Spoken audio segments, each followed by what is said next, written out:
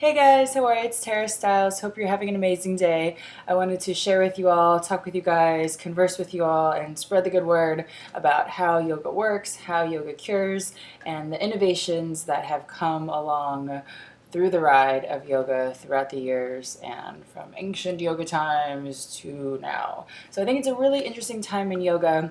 Science has sort of started to show a lot of things that are happening in your body, in your mind. More people are talking about their benefits of yoga, and the science and the people's stories are matching up. So one cool thing about that I'm interested in, I'm hoping that it starts to for real normalize the practice of yoga. So if you guys know anything about me, you know my mission is to have everybody in the whole world do yoga like every day. Like get up, do yoga in your bed, do yoga when you wake up, do yoga when you come home from work, think about, breathe about, meditate about all day long, just something you insert into your life like no big deal.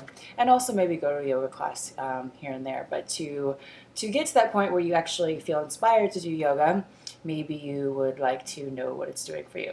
So I think that's a valid question, a valid point, a valid concern.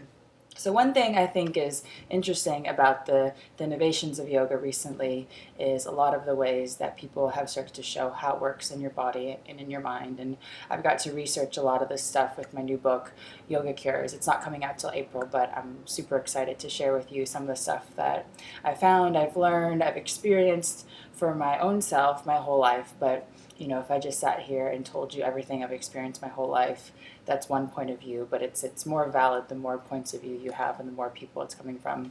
So two things I want to share with you guys, which hopefully will get you really excited about, and you can go and share with more people these things and your stories and all this. One is the vagus nerve, which is very cool. Not Vegas like you go and gamble, but the vagus nerve is actually the mind-body connection that's in your body. You can see it if you look in a book and things like this. So it starts in your brain and it wanders throughout your whole body. So vagus comes from a Latin word that means wanderer. So it's literally a nerve that wanders around and lights up and fixes and repairs little things that need repair in your body. And you can actually access, stimulate, and kick off this nerve to work for you by deep breathing, which is very cool and natural. So it's there for us to do it when we're stressed and we breathe short and fast. It doesn't work when we practice breathing long and deep a lot, especially when you're practicing yoga, especially when you're practicing meditation. This nerve does a lot of things to clear out your whole body, and it also makes you happy. Doctors have been starting to insert vagus nerve stimulators inside of the body since I think early 90s now to treat people who are experiencing severe depression and other things to make them happy. So you can access it by deep breathing. You don't need a foreign object inside your body, which is very exciting for that.